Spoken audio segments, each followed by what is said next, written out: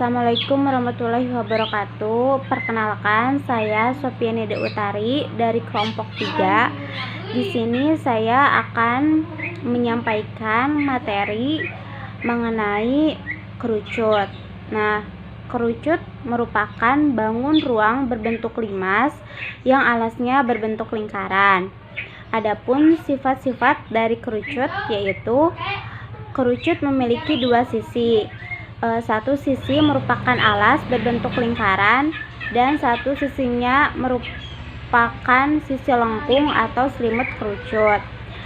Yang kedua yaitu kerucut memiliki satu rusuk, dan yang ketiga yaitu kerucut memiliki satu titik puncak. Selanjutnya, kerucut memiliki jaring-jaring kerucut yaitu lingkaran dan segitiga. Nah, untuk mempermudah kalian memahami volume dan luas permukaan kerucut, simak video berikut ini. Dengan jari-jari 10 cm, untuk mempermudah kita tulis R sama dengan 10 cm. Terus tinggi kerucut dari sini ke sini yaitu 24 cm. Jadi T sama dengan 24 cm. Dan untuk sisi miring kerucut 26 cm, ditulis S 26 cm. Nah, di sini kita akan menghitung volume kerucut, yaitu rumusnya F sama dengan 1/3 pi R kuadrat dikali T. 1/3 pi itu bisa mengambil 22/7 atau 3,14. Karena di sini jari-jarinya 10 cm, berarti kita ambil pi-nya yang 3,14. Jadi 1/3 dikali 3,14 dikali R-nya itu adalah 10. Jadi 10 pangkat 2 dikali T yaitu 24 sama dengan 1/3 dikali 3,14 dikali 10 pangkat 2 atau 10 kali 10 yaitu 100 dikali 24. Nah, untuk mempermudah, jadi 24 dicoret, 24 bagi 3 yaitu 8 sama dengan 1 dikali 3,14 tetap 3,14 dikali 100 yaitu 314 dikali 8. Jadi hasilnya 314 dikali 8 yaitu 2512 cm kubik. Yang soal kedua yaitu untuk mencari luas permukaan kerucut. LP rumusnya luas permukaan yaitu pi R dikali R tambah S sama dengan pi-nya tetap 3,14 dikali R 10 dikali, ini dijumlahkan terlebih dahulu, R ditambah S, R-nya yaitu 10 ditambah S atau sisi miring itu 26. Jadi sama dengan 3,14 dikali 10 dikali 10 ditambah 26 yaitu 36.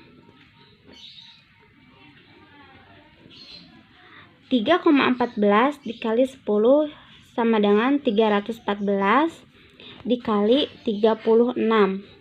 Jadi hasilnya 1130,4 cm persegi. Nah, itu adalah cara penyelesaian untuk menghitung volume dan luas permukaan kubus.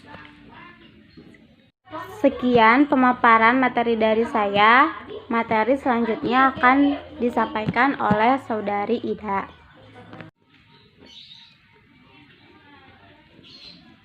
3,14 dikali 10 sama dengan 314 dikali 36. Jadi hasilnya 1130,4 cm persegi. Nah, itu adalah cara penyelesaian untuk menghitung volume dan luas permukaan kubus.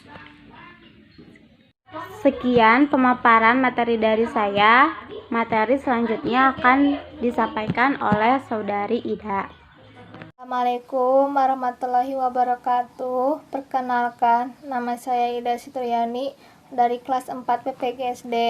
Di sini saya akan melanjutkan materi selanjutnya, yaitu persen. Nah, apa sih yang dimaksud dengan persen? Persen adalah sebuah rasio atau perbandingan dalam bentuk angka untuk menyatakan nilai pecahan dari 100, dan persen sering disamakan dengan persentase karena maksud dan tujuannya memang sama. Persen juga sering digunakan untuk mencari jumlah persentasi sebuah nilai penjualan maupun keuntungan. Persen ditunjukkan menggunakan simbol.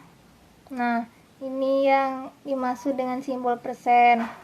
Baik, untuk mengetahui rumus dan contoh soal tentang persen akan disampaikan oleh teman saya. Silahkan. Assalamualaikum warahmatullahi wabarakatuh. Perkenalkan, nama saya Anissa Nur Herdianti dari kelas 4B PGSD. Di sini saya akan menyampaikan materi tentang rumus persen dan contoh soal persen. Mari kita simak videonya. Jadi, di sini kakak akan menjelaskan tentang rumus persen dan contoh soal persen. Mari kita simak ya. Rumus persen yaitu besar persen sama dengan jumlah bagian per jumlah total ditambah 100%. Soal yang pertama yaitu Randy memiliki uang sebesar Rp400.000. Sebanyak 20% dari uang tersebut dibelikan buku. Berapa sisa uang Randy? Nah, di sini ada cara penyelesaiannya ya, yaitu bukunya sebanyak 20% dikali Rp400.000 nominal uang Randy. Nah, di sini sama dengan 20%, kita rubah dulu ya. Jadi 20 per 100 itu adalah dari sini ya adik-adik, dari 100-nya dari rumus persen. 20 per 100 dikali Rp400.000 uang Randy, berarti 2 dikali 4 sama dengan 8. Nah, kita sederhanakan dulu ya adik-adik 100-nya dan nominal uang Rp400.000-nya. Kita coret ininya. Pertama coret nolnya 2 sini, dan di sini kita coret nolnya 2 sama. Nah, jadi nol yang sudah disederhanakannya kita hitung ya, ada berapa? 1, 2, 3, 4. Jadi di sininya ada 1, 2, 3, 4. Kita tulis yang sudah disederhanakan nolnya di sini ke sini ya. Jadi jawabannya Rp80.000. Nah, sisa uang Randy Rp400.000 dikurangi Rp80.000 yang jumlah yang ini, sama dengan Rp400.000 dikurangi Rp80.000 sama dengan Rp320.000. Dan adik-adik, di sini kakak akan menjelaskan cara yang kedua. Cara penyelesaian kedua yaitu sisa sama dengan 100% dari rumus persen dikurangi 20%, yaitu tentang dari uang yang dibelikan buku tersebut. Nah, berarti 100 dikurangi 20%, jadi berapa? 100 dikurangi 20, berarti 80%. Nah, sisa uang Randy adalah 80% yang ini kita jumlahkan dengan rumus persen yang 100 di atas ini. Nah, kita kalikan dengan jumlah uang Randy yaitu Rp400.000. Jadi 8 dikali 4 sama dengan 32. Nah, kita biasa sederhanakan dulu ya. Nolnya adik-adik kita coret nolnya 2. Nah, di sini kita coret 0 yang di belakang angka 400 juga coret 2. Nah, kita sudah sederhanakan. Jadi nolnya ada berapa? 1, 2, 3, 4. Dan di sini kita tulis lagi. Tadi kan sudah ada 32. Kita tulis 1, 2, 3, 4. Jadi sama 300.000. Jadi Rp320.000. Ini sama ya isinya, cuman yang membedakan cara penyelesaiannya. Adik-adik boleh pakai cara yang ini ataupun cara yang ini untuk mengerjakan soal tersebut. Assalamualaikum warahmatullahi wabarakatuh. Perkenalkan, nama saya Nuli Yuliati HS. Saya dari kelas 4 BPGSD. Di sini saya akan menyampaikan sebuah materi matematika yang berjudul perbandingan untuk SD. Nah, perbandingan. Perbandingan adalah ukuran yang digunakan untuk membandingkan suatu nilai terhadap nilai lainnya dengan satuan sejenis. Setiap nilai yang dibandingkan harus mempunyai satuan yang sama, misalnya seperti satuan panjang, berat, dan waktu. Dalam bahasa Inggris, perbandingan juga disebut ratios. Berdasarkan konsep matematika, rumus perbandingan dapat ditulis dengan bentuk pecahan, tanda kolon, misalnya seperti titik 2, atau ditulis biasa seperti misalnya 1:1. Contoh kasus perbandingan. Perbandingan tinggi badan 2 orang anak disebut satuan panjang. Yang perbandingan berat komputer dan berat laptop disebut satuan berat. Perbandingan nilai ulang 3 orang siswa disebut satuan nilai atau nilai ulangan. Berikut ini sebuah materi untuk menyampaikan lebih jelasnya lagi. Mari kita simak. Berikut ini adalah contoh soal perbandingan. Contoh soal di kelas 6 terdapat 40 siswa. Siswa laki-laki berjumlah 15 orang. Berapa perbandingan siswa laki-laki dengan siswa perempuan? Nah, diketahui di kelas 6 terdapat 40 siswa. Diketahui siswa laki-laki berjumlah 15 orang. Berapa perbandingan siswa laki-laki dengan siswa perempuan? Yang ditanyakan, berapa jumlah siswa perempuan? Nah, mari kita jawab. Siswa perempuan sama dengan 40 dikurangi 15 sama dengan 25 orang. Siswa laki-laki dibanding dengan siswa perempuan. Nah, jumlah siswa laki-laki adalah 15 orang dibanding dengan siswa perempuan jumlahnya 25 orang. Nah, bilangannya 15 dan 25 terlalu besar.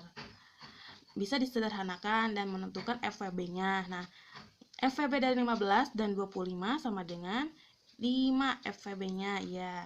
Nah, 15 dibagi 5 sama dengan 3 ya. 25 dibagi 5 sama dengan 5 ya. Nah, jumlahnya adalah 3 dibanding 5 ya. Mengerti? Cukup sekian video pembelajaran dari kelompok kami. Kurang lebihnya mohon maaf. Billahi taufiq wal hidayah. Wassalamualaikum warahmatullahi wabarakatuh.